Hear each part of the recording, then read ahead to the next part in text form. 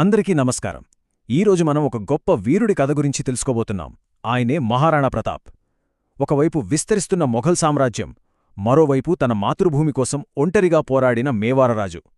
అసలు అపారమైన శక్తిని ఎదిరించి ఆయన ఎలా నిలబడగలిగాడు చూద్దాం. ఈ కథను మనం ఈ ఒక్క మాటతోనే మొదలుపెట్టాలి. నా మేవాడ్ మొత్తం స్వేచ్ఛ పొందేవరకు నేను పరుపు మీద పడుకోను, బంగారు పళ్ళ్యంలో తినను. అబ్బా, చూశారా? ఈ ఒక్క ప్రతిజ్ఞ చాలు తన మాతృభూమి స్వాతంత్ర్యం కోసం మహారాణా ప్రతాప్ ఎంతటి అచంచలమైన నిబద్ధతతో ఉన్నాడో అర్థం చేసుకోవడానికి. సరే, ఈ మొత్తం కథను మనం కొన్ని ముఖ్యమైన భాగాలుగా చూద్దాం. ముందుగా మొఘల్ సామ్రాజ్య ఆకాంక్షలు ఎలా ఉండేవి, తర్వాత ప్రతాప్ ఎలా ప్రజల నాయకుడిగా ఎదిగాడు, ఆ తర్వాత చరిత్రలో నిలిచిపోయిన హల్దీఘాటి యుద్ధం, అండ్ దెన్ పర్వతాల్లోంచి ఆయన చేసిన పోరాటం, చివరిగా ఆయన మనకు వదిలి వెళ్లిన వారసత్వమేంటి, ఇవన్నీ ఇప్పుడు వివరంగా చూద్దాం. మొదటి భాగం ఒక సామ్రాజ్యపు ఆకాంక్ష, అదే మొఘలుల ఎదుగుదల. అసలు కథ మొదలయ్యే సమయానికి అంటే 16వ శతాబ్దంలో పరిస్థితి ఏంటో చూద్దాం.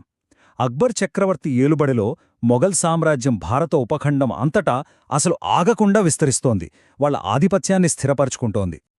ఇక్కడ పరిస్థితి ఎలా ఉందంటే, ఒకవైపు చూస్తే చక్రవర్తి అక్బర్ నాయకత్వంలో మొఘల్ సామ్రాజ్యం, వాళ్ల దగ్గర అపారమైన వనరులు, లక్షల్లో సైన్యమున్నాయి. వాళ్ల లక్ష్యమేంటి? మొత్తం ఉపఖండాన్ని ఏకం చేయడం. ఇక మరోవైపు సిసోడియా రాజపుత్రులు పాలిస్తున్న మేవార్ రాజ్యం మొఘల్స్కు వ్యతిరేకంగా ఒంటరిగా పోరాడుతోంది. వాళ్ల లక్ష్యం సింపుల్, తమ సార్వభౌమత్వాన్ని కాపాడుకోవడం. ఇది అచ్చం ఒక చిన్న రాయి ఒక కొండని ఢీకొట్టినట్లుంది గదా. చూడండి, అక్బర్ తెలివైనవాడు. చాలా రాజపుత్ర రాజ్యాలతో పొత్తుపట్టుకున్నాడు. ఆమేర్ పాలకులు మొదట లొంగిపోయారు. ఆ తర్వాత ఒక్కొక్కటిగా చాలా రాజ్యాలు అక్బర్ అధికారాన్ని ఒప్పుకున్నాయి. కాని ఒక్క మేవార్ మాత్రం ఒప్పుకోలేదు. రాణా ఉదయసింగ్ ఏం చెప్పాడో తెలుసా?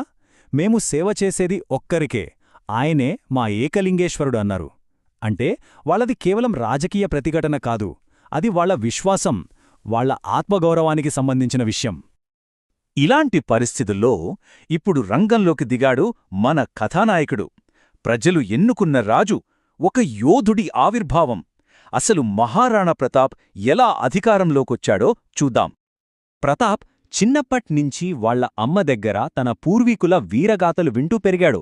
యవ్వనంలో అడవుల్లో ఉండే భిల్లు తెగలతో కలిసి మెలిసి తిరుగుతూ యుద్ధ విద్యలన్నీ నేర్చుకున్నాడు. కాని ఇక్కడ ఒక పెద్ద ట్విస్ట్. ఆయన తండ్రి ఉదయ్ సింగ్ తన తరువాత రాజుగా ప్రతాప్ తమ్ముడు జగ్మాల్ను ప్రకటించాడు. అయితే 1572లో ఉదయ్ సింగ్ చనిపోయాక మేవార్ సామంతులు, ప్రజలు ఊరుకోలేదు. వాళ్లు జగ్మాల్ను తిరస్కరించి ప్రతాప్నే తమ రాజుగా సింహాసనంపై కూర్చోబెట్టారు. అంటే ఆయన వారసత్వంతో వచ్చిన రాజు కాదు, ప్రజల మనసు గెలిచి వాళ్లచేత ఎన్నుకోబడ్డ రాజు. అదే ఆయన్నే అసలైన ప్రజానాయకుడిగా నిలబెట్టింది. ఇక ఇప్పుడు మనం ఈ కథలోనే అత్యంత కీలకమైన, చరిత్రలో చిరస్థాయిగా నిలిచిపోయిన ఘట్టానికొచ్చేశాం. అదే హల్దీఘాటి యుద్ధం. ఆ రక్తసిక్త కనుమలో ఏం జరిగిందో చూద్దాం. అసలు యుద్ధభూమిలో ప్రతాప్ ఎంతటి యోధుడో అర్థం చేసుకోవాలంటే ఆయన ఆయుధాల గురించి తెలుసుకోవాలి. ముందుగా ఆయన వాడిన బల్లెం బరువు ఎంతో తెలుసా? 72 కిలోలు. అంటే దాదాపొక మనిషి బరువున్న బల్లెమనమాట. అది మాత్రమే కాదు, ఆయన ఒంటిమీద వేసుకున్న కవచం బరువు 82 కిలోలు. ఇక ఆయన దగ్గర 2 కత్తులు కూడా ఉండేవి. సో బల్లం, కవచం, 2 కత్తులు, ఇవన్నీ కలిపి ఆయన యుద్ధంలో మోసుకెళ్లిన మొత్తం బరువు ఏకంగా 208 కిలోలు. ఒక్కసారి ఊహించుకోండి, అంత బరువుతో యుద్ధం చేయడమంటే ఆయన కేవలం యోధుడు కాదు, ఒక మహాయోధుడు. సరే, ప్రతాప్ అంతటి యోధుడే కావచ్చు, కాని సైన్యాల బలాబలాలు చూస్తే ఎలా ఉందంటే, మాన్సింగ్ నాయకత్వంలో మొఘల్ సైన్యం దాదాపు 1,00,000 మంది.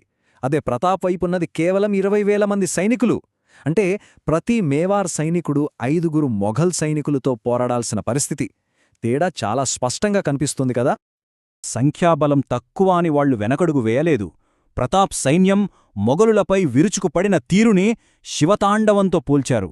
ఆ దాడి ఎంత భీకరంగా ఉందంటే, అంత పెద్ద మొఘల్ సైన్యం కూడా మొదట్లో పూర్తిగా చెల్లాచెదురైపోయింది. అసలు ప్రతాప్ పరాక్రమం గురించి చెప్పాలంటే మన మాటలెందుకు, యుద్ధాన్ని కళ్లారా చూసిన ఒక మొఘల్ చరిత్రకారుడేమన్నాడో చూడండి. అతడు ఒక్కడే సగం సైన్యాన్ని నాశనం చేసేలా ఉన్నాడు అని రాసుకున్నాడు.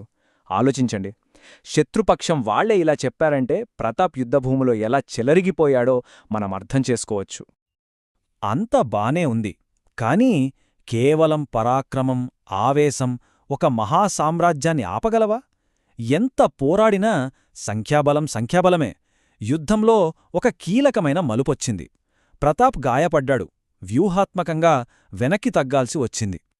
చాలామందికి హల్దీఘాటీ యుద్ధం వరకే తెలుసు. కథ ఇక్కడితో అయిపోయిందనుకుంటారు. కాని అసలు కథ ఇక్కడే మొదలైంది. ప్రతాప్ తన వ్యూహాన్ని పూర్తిగా మార్చేశాడు. పర్వతాల నుండి ఒక కొత్త రకమైన యుద్ధానికి తెరలేపాడు. అదే గెరిల్లా యుద్ధం. ముందుగా ఆరావళీ పర్వతాలను తన స్థావరంగా మార్చుకున్నాడు.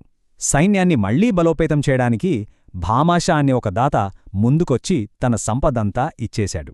ఇక ఆ తర్వాత మొదలైంది అస్సలాట. మొఘల్స్ ఎక్కడ అజాగ్రత్తగా ఉన్నా వాళ్ల సరఫరా మార్గాలమీద, వాళ్ల సైనిక స్థావరాల మీద మెరుపుదాడులు చేసేవాడు. అలా దెబ్బకొట్టి మళ్లీ పర్వతాల్లోకి మాయమైపోయేవాడు. ఈ పద్ధతిలో కోల్పోయిన కోటల్ని ఒక్కొక్కటిగా తిరిగి గెలుచుకోవడం మొదలుపెట్టాడు. ఇది కేవలం ధైర్యం కాదు, అద్భుతమైన వ్యూహం. ఈ గెరిల్లా యుద్ధం ఒక పెద్ద విజయానికి దారితీసింది. అదే 1582లో జరిగిన దివేర్ యుద్ధం. ఇది ఒక మేజర్ టర్నింగ్ పాయింట్. ఎందుకంటే ఈ యుద్ధంలో ఒక్కరు కాదు, ఇద్దరు కాదు, ఏకంగా 36,000 మంది మొఘల్ సైనికులు ప్రతాప్ సేనల ముందు లొంగిపోయారు. ఆలోచించండి, ఇది మామూలు విజయం కాదు, మొత్తం యుద్ధగత్తినే మేవార్ వైపు తిప్పిన ఒక చారిత్రాత్మక విజయం. ఇక మనం చివరి అంకానికి వచ్చాం. మహారాణా ప్రతాప్ మనకు వదిలి వెళ్లిన ఆ అజేయమైన వారసత్వం ఏంటి? ఆయన ప్రతిఘటనకు ప్రతీకగా ఎలా నిలిచాడో చూద్దాం. సంవత్సరాల తరబడి ఆయన పడ్డ కష్టానికి ఫలితం దక్కిందా అంటే ఈ నంబర్స్ చూడండి. తన జీవితకాలం ముగిసే నాటికి ప్రతాప్ దాదాపుగా తన మేవార్ రాజ్యాన్ని మొత్తం తిరిగి గెలుచుకున్నాడు. కేవలం కొన్ని కోటలు తప్ప మిగతావన్నీ మళ్లీ ఆయన చేతికొచ్చాయి. అంటే మొదట్లో ఆయన చేసిన ప్రతిజ్ఞ వృధా పోలేదు, అనుకున్నది సాధించాడు. ఆయన గొప్పతనమేంటంటే కేవలం తన ప్రజలే కాదు, శత్రువులు కూడా గౌరవించారు. సాక్షాత్తు అక్బర్ ఆస్థానంలోని కవి అబ్దుర్రహీం ఖానా ప్రతాప్ గురించి ఏమన్నాడంటే, తన గుర్రాలకి షాహీ ముద్ర వేయించి అవమానపరిచినవాడు, తన కిరీటాన్ని ఎవ్వరి ముందు వంచనివాడు అని ప్రశంసించాడు. అంటే ఆయన ఆత్మగౌరవాన్ని శత్రువులు సైతం గుర్తించి గౌరవించారన్నమాట. ఇంతకీ ఈ అలుపెరగని పోరాటం వెనుకున్న అసలైన శక్తి ఏంటి? ఆ ప్రేరణేంటి? అది ఒక్కటే పదం, స్వాభిమాన్. అంటే ఆత్మగౌరవం. ఇది పొగరు, గర్వం కాదు.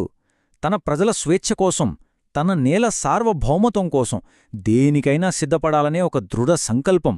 అదే ఆయన పోరాటానికి ఊపిరిపోసింది.